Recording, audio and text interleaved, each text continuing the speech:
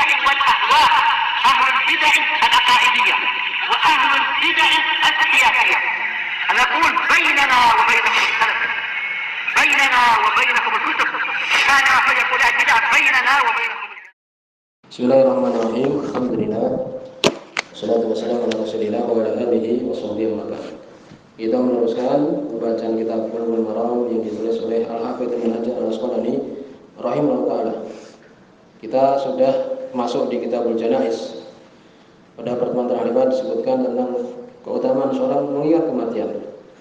Berikutnya hadis nomor 520 ya, wa Nabi Sa'id wa Abi Hurairah radhiyallahu anhu, dari sahabat Abu Sa'id, demikian juga Abu Hurairah radhiyallahu anhu, disebutkan bahwa hadis Abu Sa'id dikeluarkan oleh Imam Muslim, demikian juga Abu Dawud, Nasai, Tirmidzi, Ibnu Majah. Adapun hadis Abu Hurairah yang benar hanya dikeluarkan oleh Imam Muslim, demikian juga Ibnu Majah saja.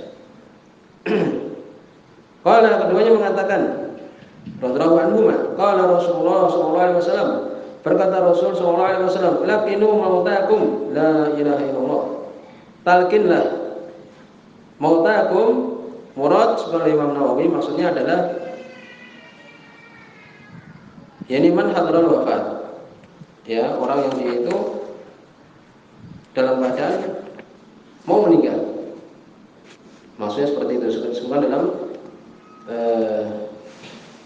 syarah beliau, syarah Sahih Muslim oleh Imam Nawawi. Jadi maknanya talqinlah mautakum, yakni orang yang mau meninggal, yang hadir di situ malakul maut, kematian. Ya, wal murad dzakiruhu, ingatkan dengan kalimat la ilaha illallah, la ilaha illallah. Yakni makna talqin di sini yakni ingatkan. Dan talqin itu yakni kita mengucapkan kepada orang yang kita talqin itu.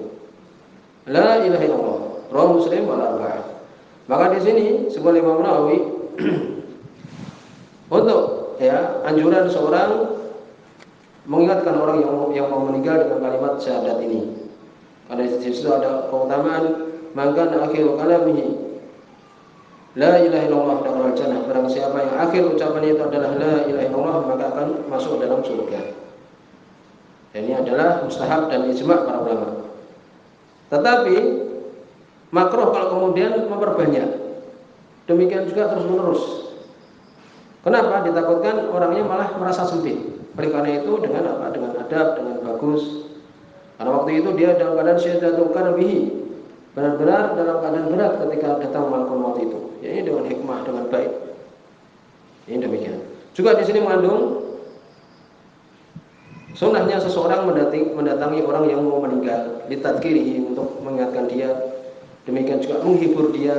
Demikian juga kalau sudah meninggal, untuk matanya itu dipejamkan, melaksanakan hak-hak yang ada pada diri dia. Demikian juga yang lainnya. Kemudian juga disebutkan bagaimana kalau mentalkin orang kafir, disebutkan adalah boleh. Bahkan Nabi SAW waktu itu mentalkin pamannya Abu Lahab, ini Abu Thalib, pamannya Abu Thalib, walaupun kemudian meninggal dalam keadaan kafir. Demikian juga waktu itu Nabi mentalkin seorang anak Yahudi. Nabi mengatakan aslim, Islamlah. Fa aslama, kemudian dia pun masuk Islam. Kemudian Nabi SAW mengatakan alhamdulillahilladzi anqadhahu minan nar. Segala puji untuk Allah Subhanahu wa taala yang telah menyelamatkan dia, mengangkat dia dari api neraka. Kemudian berikutnya hadis nomor 522. Ini hadis yang masyhur yang sering diperbincangkan, ya, membacakan Yasin kepada mayit yang telah meninggal. Wa an Ma'qil bin Yasar radhiyallahu anhu, dari sahabat Ma'qil bin Yasar radhiyallahu anhu. Hadis ini adalah dhaif. Ya, seseorang kadang berpegangan dengan ucapan Ibnu Hajar nanti di akhir, wa sahahu Ibnu Hibban, disahihkan oleh Ibnu Hibban.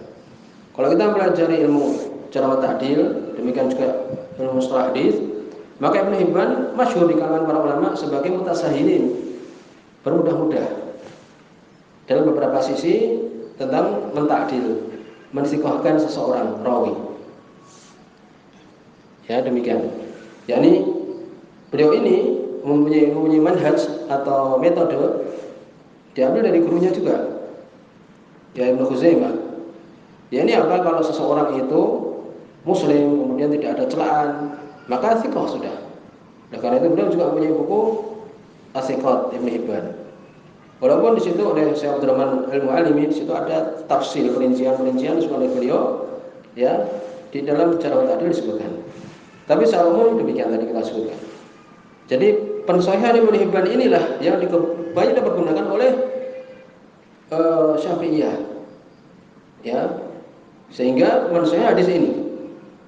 Padahal disebutkan di sini disebutkan bahwa di dalam sanadnya itu ada Abu Utsman majhul, tidak diketahui keadaannya.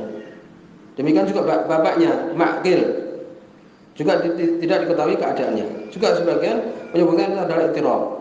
Demikian disebutkan oleh Syekh Muhammad bin Izam di sini. Jadi hadis ini adalah dhaif. Kita yakin hadis ini adalah dhaif.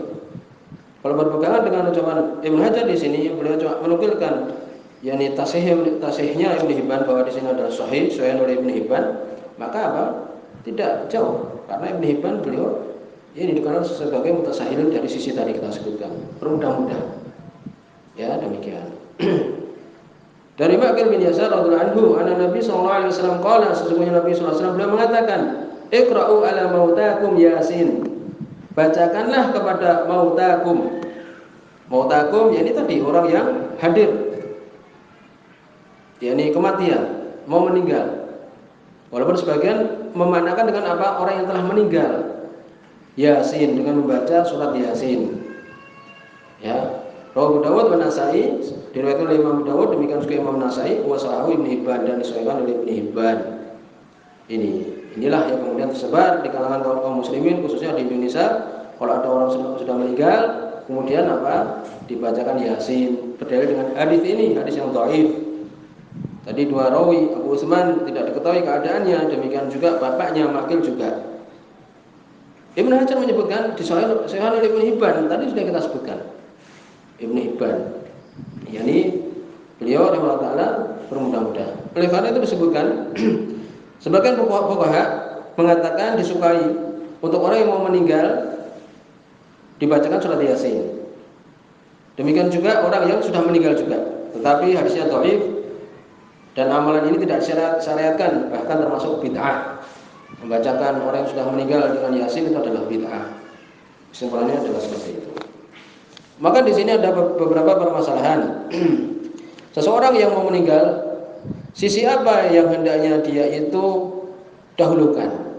Sebagaimana kita ketahui dalam akidah dibicarakan bahwa seorang muslim itu hendaknya mempunyai roja wa khauf, harapan dan rasa takut.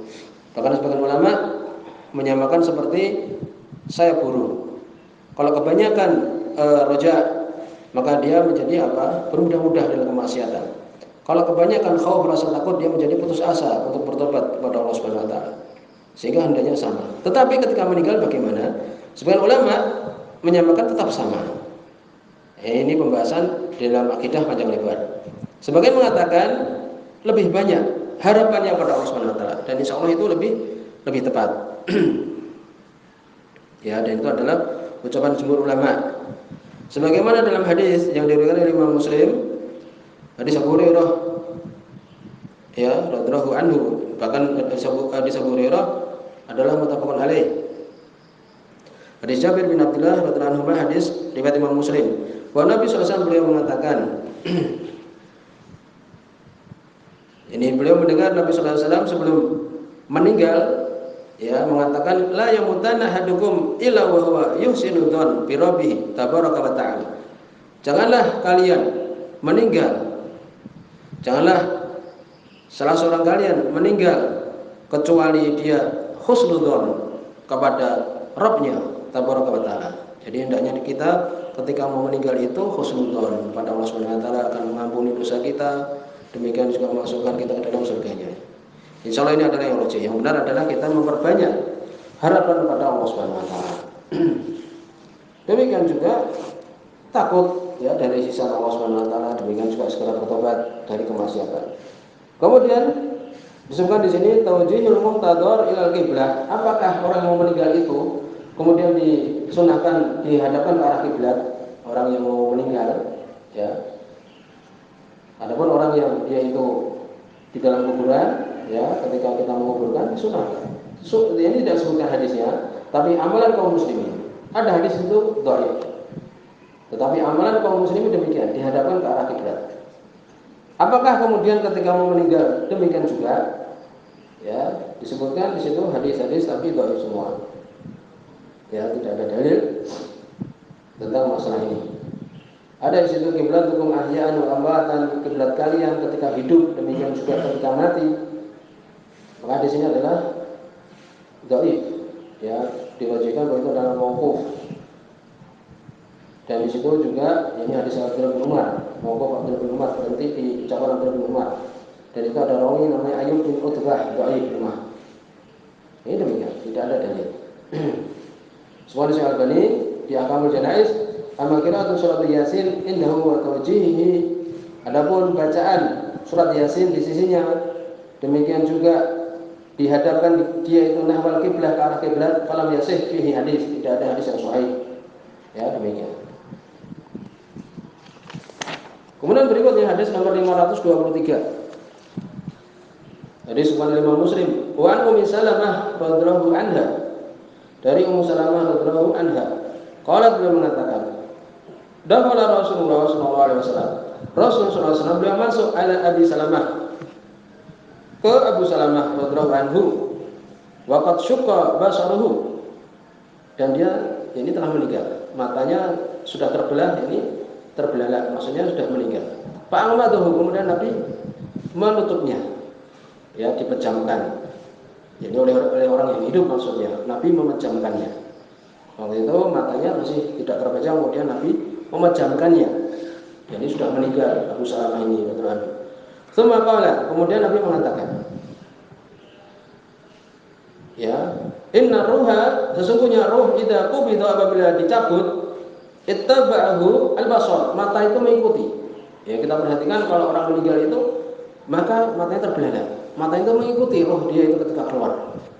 Dan Nabi menyebutkan seperti itu. Maka mata pun terbelalak, kan demikian. Fadhaja nasun min ahlihi, kemudian manusia dari keluarga Abu Salamah ini pun menangis, dhaja. Ya, dengan suara, ya, bersuara. Ini menangis. Faqala, kemudian Nabi mengatakan, la tad'u ala anfusikum illa bi khairin, jangan kalian mendoakan untuk diri-diri kalian kecuali kebaikan. Fa innal malaikata, sesungguhnya malaikat itu tu'aminu ala ma taqulun, mengaminkan atas apa yang kalian ucapkan. Tsumma qala, kemudian Nabi sallallahu alaihi wasallam mengatakan, Allahumma ighfir li Abi Salamah, ya Allah ampunilah Abu Salamah, warfa' darajatahu bil mahdiyin, angkatlah derajat dia itu di mahdiyin, orang-orang yang mendapatkan hidayah, petunjuk. Wafsah lahu fi qabrihi, luaskanlah untuk dia di dalam kuburannya, lapangkanlah, wa nawir lahu fihi, dan sinarilah untuk dia di dalam kuburan. Wakhlufu fi aqibihi, dan gantikanlah untuk dia di keturunan dia atau yang dia tinggalkan. Rawi Muslim, semua Imam Muslim. Dan waktu itu Salamah, yakni mengatakan siapa yang bisa menggantikan Abu Salamah. Dan kemudian disebutkan Nabi SAW pun menikahi Abu Salamah, lebih bagus dari Abu Salamah ini suaminya. Karena Abu Salamah ini adalah termasuk ummahatul mukminin. Maka di sini semua Imam Nawawi dari hadis ini, istihbab ikmadil mayyit, disukai untuk memejamkan mata orang yang meninggal. Wa ajma'al muslimun ala dzalik, dan sepakat kaum muslimin atas yang demikian itu. Ya. Apa hikmahnya? Supaya tidak menyeramkan, ya. Allah yakabah bi mandorihi, supaya tidak kelihatan jelek di pandangan kiri, pemandangannya tidak menyeramkan. Demikian juga, ya, sebagian ahlul ilmi mengatakan disukai untuk diikatkan, ya, ayasyudda lihyahi bi asobatin aridoh, ini diletakkan di jenggotnya itu tali, ya, uyubituha min fawqi ra'si, jadi dari atas ini kasih atas, ya, dari atas kepalanya mayat itu, kemudian di bawah jenggotnya itu dikasih kayak kain seperti itu. Supaya apa? Supaya mulutnya itu tidak terbuka, kan demikian. Dan mayat tidak akan maftuh ainaini wal fam, karena mayat kalau kedua matanya itu terbuka, demikian juga mulutnya. Nah, maka seperti ini apa? Kalau dia dibiarkan sampai dingin, maka dia tetap terbuka. Menjadi jelek kan demikian. Demikian juga ditakutkan nanti masuk binatang-binatang. Masuk ke mulutnya, demikian juga mungkin masuk ke matanya. Oleh karena itu diikat dengan kain, ya demikian, dari atas kepala dia itu, dengan demikian juga di bawah jenggotnya dia itu, atau ya ini di bawah dagunya itu, ya kan demikian, supaya mulutnya tidak terbuka, demikian juga matanya dalam keadaan terpejam. Ini disunahkan seperti itu. Demikian juga ketika dimandikan supaya tidak masuk di situ air. Demikian juga disukai di sini mendoakan orang yang telah meninggal. Demikian juga untuk keluarganya. Demikian juga semoga urusan akhiratnya menjadi bagus. Demikian. Sampai di sini subhanallahumma wa bihamdika asyhadu an la ilaha illa anta astaghfiruka wa atubu ilaik.